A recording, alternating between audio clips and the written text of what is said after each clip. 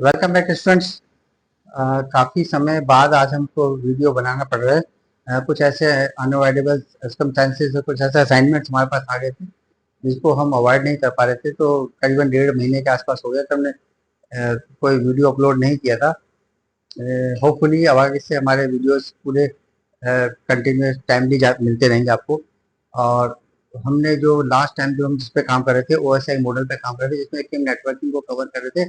Networking का हर aspect हम आपके सामने प्रेजेंट कर रहे थे। कुछ वीडियो कई बार बड़े हो जाते हैं, बच्चों को लगता है कि बोरिंग है, लेकिन उनकी सिग्निफिकेंस इतना ज़्यादा होता है उनका कि उसमें हम उसको कोई चीज़ इसमें से कट नहीं कर सकते। तो हम नहीं चाहते कोई वीडियो बड़ा बनाना, बन जाते हैं लेकिन क्योंकि हम उसको कोई टॉपिक को छोड़ नहीं सकते। इंपॉर्टेंट टॉपिक्स होते हैं, जैसे नेटवर्किंग हमने देखा 2-3 पार्ट में हमने वीडियो को बनाया, काफ़ी इंपॉर्टेंट सेगमेंट था वो। और वहां तक हम इसको कंप्लीट करने के बाद हम ट्रांसपोर्ट लेयर की बात करेंगे, क्योंकि OSI मॉडल का एक सेंटर थीम जो होता है, ये आपका सेंटर पीस कहेंगे हम नेटवर्किंग का। ट्रांसपोर्ट लेयर बहुत इंपॉर्टेंट लेयर होती है, तो इसके ऊपर आज हमें वीडियो बनाना था। और होपफुली शायद इसके बाद के जो वीडियो हमारे पास जो सेशन लेयर है, प्रेजेंटेशन लेयर है, एप्लीकेशन लेयर है OSI के ऊपर, हम उसके बाद में आते हैं। खास में TCP/IP मॉडल की बाद में बात करेंगे, क्योंकि हमने पहले बताया आपको कि रेफरेंस के लिए ही है।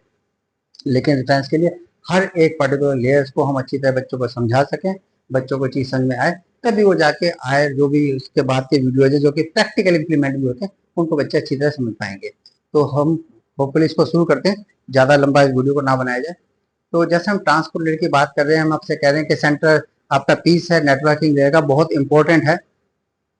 और इसको अगर हम कहें तो नीचे के जो 4 हमारे पास लेयर है, हम उसको हार्डवेयर लेयर में कंसीडर कर लेते हैं। हार्डवेयर सेगमेंट रहता है, ऊपर का हमारा जो एप्लीकेशन जो हमारे 3 जो सॉफ्टवेयर, उसको सॉफ्टवेयर लेयर में कंसीडर कर लेते हैं।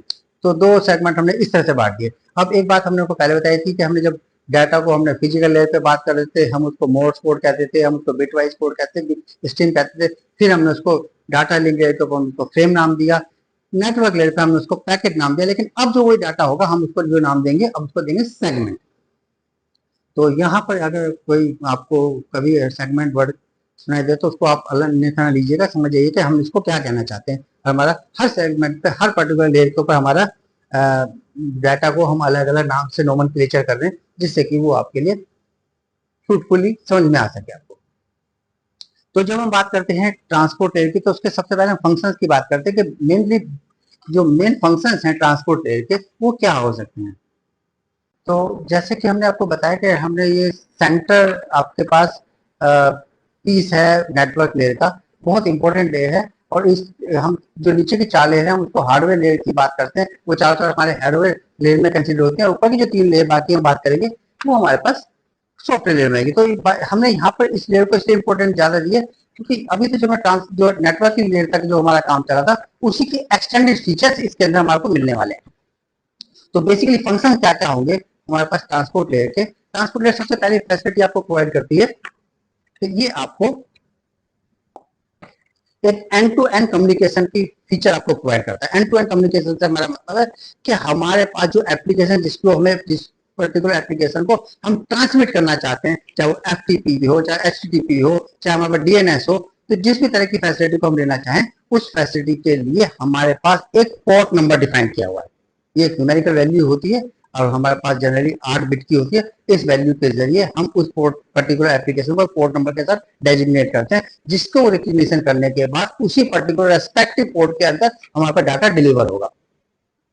तो डाटा इस पर्टिकुलर पोर्ट से दूसरे पोर्ट को ही वो डाटा उसी उसके जो सिंक्रनाइज वे में डाटा पहुंचना चाहिए, उसी को हम कहेंगे पोर्ट नंबर। तो पोर्ट नंबर पे डाटा एंड टू एंड पहुंचाना ही सबसे बड़ा इंपॉर्टेंट जो फीचर था, फंक्शन था ट्रांसपोर्ट लेयर का, वो ये माना जाएगा। इससे पहले हमने आपसे होस्ट टू होस्ट कम्युनिकेशन की बात की थी। डाटा लिंक लेयर पे जाकर हमारा वीडियो देख लीजिएगा कि दोनों कम्युनिकेशन के अंदर फर्क है।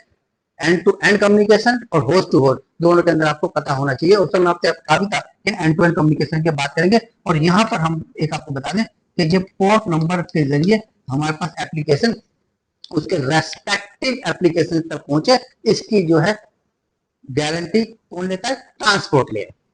दूसरी इसका फीचर होता है कि हमारे को ये एरर कंट्रोल देता है। एरर कंट्रोल का मतलब होता है कि हमने एक डाटा भेजा, उसकी बिट स्ट्रीम थी, डाटा हमारे पास किसी भी, चाहे वो फ्रेम बना, पैकेट बना, या हमारे पास बिट स्ट्रिंग थी, तो उसमें से अगर कोई एक पर्टिकुलर हमारे को पता है कि बिट भी था, अगर डिस्टर्ब हो जाती है, डिटेक्ट कर जाती है, तो हमारा जो पूरा एप्लीकेशन है वो हमारे को फुल प्रूफ नहीं पाता, मतलब उसके अंदर इंटीग्रिटी डाटा की डिस्टर्ब हो जाती है। तो हम क्या करते हैं कि उसके लिए हमारे को कुछ फीचर, आपको पता है पैरिटी बिट वाला एक चेकसम नाम से एरर डिटेक्शन के लिए हमारे को फीचर होता है कि हमारे को जो डाटा हमारे पास पहुंचा, सोर्स से डेस्टिनेशन तक पहुंचा, अगर चेकसम हमारे पास मेंटेन हुआ है, उसी चेकसम को मेंटेन करने के लिए हमारे को डाटा जो आपका ट्रांसपोर्ट है ये फीचर देता है कि हमारे पास डाटा हमारे पास इंटीग्रिटी के साथ करेक्ट फॉर्म में डाटा हमारे पास डिलीवर होना चाहिए। तो चेकसम फीचर के साथ हम बेसिकली उसकी एरर कंट्रोलिंग भी कर लेते हैं। जबकि हमें डाटा आपको बता रहा था कि वो सिर्फ एरर डिटेक्ट करता है, करेक्शन नहीं करता, लेकिन यहाँ पर हमारे पास करेक्शन की भी फीचर हमारे को मिल जाता है। एक हमारे पास है फ्लो कंट्रोल। फ्लो कंट्रोल से मतलब ट्रांसमिशन रेट, जिस डाटा हमारे पास ट्रांसमिशन रेट से हमारा डाटा जा रहा है, अब वो उसको कंट्रोल करना। कंट्रोल क्यों किया जाए? क्योंकि बेटा जी हमको डाटा जो है कई बार होता क्या है कि एक राउटर के थ्रू कई हमारे पास सिस्टम उसके साथ अटैच होते हैं, तो अगर कई सेंडर एक साथ डाटा भेज देंगे एक राउटर पर जाकर, डाटा हमारा कंजेशन में जा सकता है। तो डाटा को कंजेशन से बचाने के लिए हमारे को ट्रांसमिशन रेट को भी कंट्रोलिंग करना बहुत जरूरी होता है। और ये फीचर हमको कौन प्रोवाइड करता है? ट्रांसपोर्ट लेयर का ये फीचर इसमें इसमें एक हमारे पास कंसेप्ट आता है विंडोइंग का। तो विंडोइंग बेसिकली होता ही है कि हमारे पास एक ऐसी क्वांटिटी ऑफ डाटा सेगमेंट जिसको कि हम भेज सके एक मशीन के द्वारा कि उसमें बिना एक्नोलेजमेंट मिले वो डाटा एक साथ डिलीवर हो जाए, इतनी क्वांटिटी को हम विंडो कहेंगे। तो ये विंडोइंग को फीचर को ये आपका ये फॉलो करता है। और इसके अंदर हमारे पास कुछ प्रोटोकॉल्स नहीं है, जैसे स्लाइडिंग विंडो होता है, स्टॉप एंड वेट होता है, तो गो एंड रिपीट वाला मेथड होता है। तो कई हमारे प्रोटोकॉल है, लेकिन हम यहाँ पे विंडोइंग की बात करें तो अभी आप उसकी बात कर सकते हैं कि हम फ्लो कंट्रोल मेंटेन करने के लिए कंजेशन को अवॉइड करेंगे। और कंजेशन को अवॉइड करने का सबसे बढ़िया रास्ता होता है कि हमारा एक सिंगल बिट हमारे पास जाती होती है। अगर वो बिट हमारे को कंजेशन में फंस जाती है तो वो बिट हमें आके वापस सेंडर को आके एक्नोलेज करा देती है कि हमारा कंजेशन है, आपको डाटा दोबारा भेजना पड़ेगा। तो ये चीज थोड़ा सा डिटेल है, लेकिन हम उस पर तेरा लंबा चौड़ा नहीं जाएंगे, इस वीडियो को हमें ज्यादा लंबा नहीं बनाना। अब तो हमारे पास जो इम्पोर्टेंट चीज थी वो थी connection oriented, connection less transmission. तो आपको पता होगा, आपने पढ़ा भी होगा कि दो हमारे प्रोटोकॉल होते हैं, एक होता है यूडीपी, एक होता है टीसीपी। दो प्रोटोकॉल्स हैं जो कि दोनों प्रोटोकॉल हैंडल किए जाते हैं आपके ट्रांसपोर्ट लेयर के अंदर। और टीसीपी को हम डिटेल में जब ओएसआई मॉडल पूरा कर लेंगे तो उसको उसके डिटेल में हम वीडियो बनाने की कोशिश करेंगे कि आपको बता सकते हैं। बेसिकली ओएसआई से ज्यादा मिलता जुलता, लेकिन थोड़ा सा उसको शॉर्टकट में किया हुआ है, क्यों करने की जरूरत पड़ी वो बताएंगे आपको। तो ये दो अलग अलग प्रोटोकॉल है। बेसिकली होता क्या है, यूडीपी का मतलब होता है यूजर डाटाग्राम प्रोटोकॉल, ठीक है। तो इस प्रोटोकॉल के जरिए हम ये कहते हैं कि हमारे पास ये कनेक्शन लेस एक हमारे पास प्रोटोकॉल है। कनेक्शन लेस का मतलब कि हमें डाटा को भेज जाएगा, तो कनेक्शन वगैरह नहीं होगा और डाटा को हमारे को डिलीवर करने के लिए भेज दिया जाएगा। इससे डाटा क्या होता है, बहुत फास्टली हमारा मूव करता है। कुछ एप्लीकेशन ऐसी होती हैं जो कि इसको सपोर्ट करते हैं, कनेक्शन लेस को फास्ट करने के लिए। लेकिन सबसे बड़ी बात कि ये अनरिलायबल है। इसमें अनरिलायबल का मतलब कि इसके साथ हमको एक्नॉलेजमेंट कभी भी डाटा पहुंचा नहीं पहुंचा, वो डाटा का हमको कभी भी एक्नॉलेजमेंट नहीं मिलेगा, कोई सीक्वेंसिंग नहीं होगी। आपने 4 सेगमेंट भेजे थे, पहला सेगमेंट था, दूसरा सेगमेंट, तीसरा सेगमेंट, इससे इसको कोई मतलब नहीं है, 4 सेगमेंट को भेज देगा, उसको बाद में रीसैम्पल करना, ये सब करना, ये हमारा यूजर का काम होगा। तो इसलिए हम इसको अनरिलायबल कहते हैं। फास्ट जरूर है, तो ऐसा नहीं है कि ये इसको इसकी अप्रोच नहीं है या इसको कहीं इसकी मार्केट वैल्यू नहीं है, मार्केट वैल्यू है इसकी। और इसमें कोई सीक्वेंसिंग भी बनानी, फास्ट भी है। और साथ में हमने इसमें बताया आपको, तो अगर हम एक आपको बता दें तो बेसिकली यूडीपी का जो आपका पैकेट है, जो उसका हेडर, वो आपके पास है सोर्स का पोर्ट नंबर, अभी हमने पोर्ट नंबर जिक्र किया, डेस्टिनेशन का पोर्ट नंबर, जहाँ पे आपके पास जिस डेस्टिनेशन को, जिस पर्टिकुलर कंप्यूटर को, जिस पर्टिकुलर टाइम को हम कंप्यूटर पोर्ट नंबर, फिर उसके बाद टोटल लेंथ, जिसमें कि हम विंडोइंग की बात कर चुके हैं कितनी होने चाहिए, और फिर वहां पर चेकसम। और चेकसम अभी हमने बताया कि हमारे को एक मैकेनिज्म है एरर कंट्रोल करने के लिए। तो पोर्ट नंबर ये हमारे पास सारा का सारा आपके पास 32 बिट का है। तो यूडीपी का जो हमारे पास हेडर फॉर्मेट था वो ये था, आपका सोर्स पोर्ट आपका जो था 8 बिट का, 8 बिट का आपका डेस्टिनेशन पोर्ट, जहाँ के हमारे डेस्टिनेशन के लिए हमने डाटा डिलीवर ट्रांसमिशन करना चाहे। टोटल लेंथ कितनी होगी डाटा की, जो सेगमेंट की हम बात कर रहे थे अभी, वो टोटल लेंथ हमको बताना पड़ेगा। और साथ में चेकसम हमें बताने के लिए कि हमारे पास जो डाटा है वो करेक्ट फॉर्म में हमारे पास पहुंच चुका है, नहीं पहुंचा, उसके लिए हमारे पास एक अलग से मैकेनिज्म हमने चेकसम का लगाया था। तो ये इस तरह से 32 बिट हमने इस तरह से डिस्ट्रीब्यूट कर दिए। तो ये जो हमने 8 पोर्ट की जो बात कर रहे थे, वो जब हम पोर्ट नंबर की बात करते हैं, ये उसी पोर्ट की बात कर रहे हैं, किस पोर्ट में डाटा जाएगा, किस पोर्ट में, यानी कि दोनों हमारे पास मैच करने चाहिए डाटा, क्योंकि हमने एंड टू एंड डिलीवरी में डालना है। तो ये जो हमारे पास चीज थी, इसको हमने बात करी यूडीपी के साथ। तो ये डाटा हमारे पास अनरिलायबल होगा, फास्ट जरूर होगा, क्योंकि सीधा डेस्टिनेशन का हमने एड्रेस दे रखा है, हमने सिर्फ सोर्स का एड्रेस दे रखा है, डाटा फास्ट भी पहुंचेगा लेकिन अनरिलायबल ही पहुंचेगा, कोई कनेक्शन स्टैब्लिश पहले से नहीं होगा। जबकि इसी चीज को जब हम बात करते हैं टीसीपी के साथ, तो टीसीपी जो है, जो कनेक्शन ओरिएंटेड प्रोटोकॉल है, इसको कहेंगे कनेक्शन ओरिएंटेड।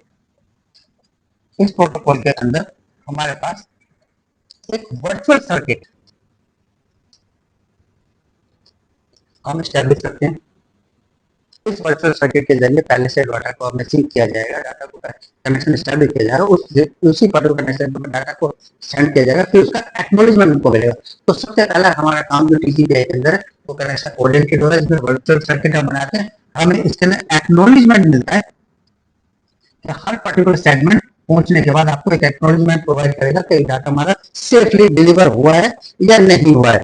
ये एक रिलायबल आपके पास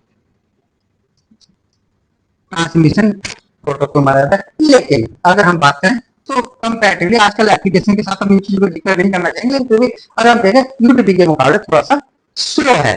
तो ये डाटा मतलब टीसीपी के आजकल ज्यादातर एप्लीकेशन हमारे पास टीसीपी पे बनती है। अब माइक्रोसॉफ्ट के जितने भी प्रोडक्ट होते हैं वो ज्यादा जनरली सपोर्ट करते हैं हमारे को टीसीपी के लिए। तो ये हमारे पास एक आज का टॉपिक था, जिसको कि हमने काफी दिन से रोका हुआ था, और हम चाहते थे एक इसमें विंडोइंग का मैंने आपका कंसेप्ट बता दिया कि विंडोइंग का कंसेप्ट आपको पता होना चाहिए, डाटा को हमें ट्रांसमिशन रेट को हमें मेंटेन करना होता है। चेकसम जो हमने पहले से पढ़ रखा है, चेकसम कोई ऐसी चीज नहीं जिसको कि हमें ज्यादा कंसंट्रेट करना चाहिए। कनेक्शन ओरिएंटेड यूडीपी और टीसीपी आईपी, अभी आईपी ना करें, इसमें टीसीपी को यूज करें। ये दो प्रोटोकॉल भी हमने यहाँ पे यूज किए, और हमने उसको बता दिया कि टीसीपी जो हमारा है कनेक्शन ओरिएंटेड है, उसमें वर्चुअल सर्किट को स्टैब्लिश करना पड़ता है, उसी सर्किट को फॉलो करते हुए अलग अलग सेशन में डाटा डिलीवर किया जाता है। और जबकि वो अनरिलायबल है, डाटा को हमें विदाउट सीक्वेंस, विदाउट अनसीक्वेंसिंग डाटा को हमें भेज दिया जाएगा, और डाटा के रीसीक्वेंसिंग करना भी हमारा एंड सिस्टम का प्रोटोकॉल का हमारा काम होगा।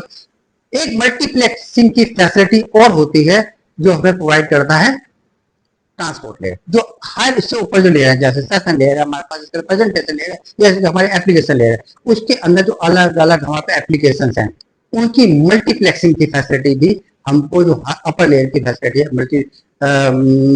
मल्टीप्लेक्सिंग की फैसिलिटी, वो हमको प्रोवाइड करता है ट्रांसपोर्ट लेयर। हम जब हम बात करेंगे सेशन लेयर की, तब हमको उस चीज के बारे में बताएंगे कि कैसे हमारे पास वर्चुअल सर्किट में बात करी, हमें सेशन स्टैब्लिश करने हैं, उस सेशन को कैसे बनाए जाएंगे, और वर्चुअल सर्किट में बनने के बाद उसको कैसे क्लियर डाउन किया जाएगा, हम नेक्स्ट वीडियो में सेशन लेयर के साथ इस चीज को डिटेल पढ़ेंगे। तो अभी हम इसको सब टच करते हुए जा रहे हैं, जिससे कि आपके साथ एक हल्का सा आइडिया मिल जाए कि अभी हमने और भी चीज करनी है। देखिए बेटे, बहुत वास्ट सब्जेक्ट है, लेकिन फिर भी बच्चों के लिए जितनी चीज मिल सकती है, जो कि हम क्योंकि इसी फील्ड में है, पढ़ा रहे हैं, और ये चीज बच्चों के काम आती है, तो हम चाहेंगे कि इसका वीडियो भी बना के आप लोगों को मिलता रहे।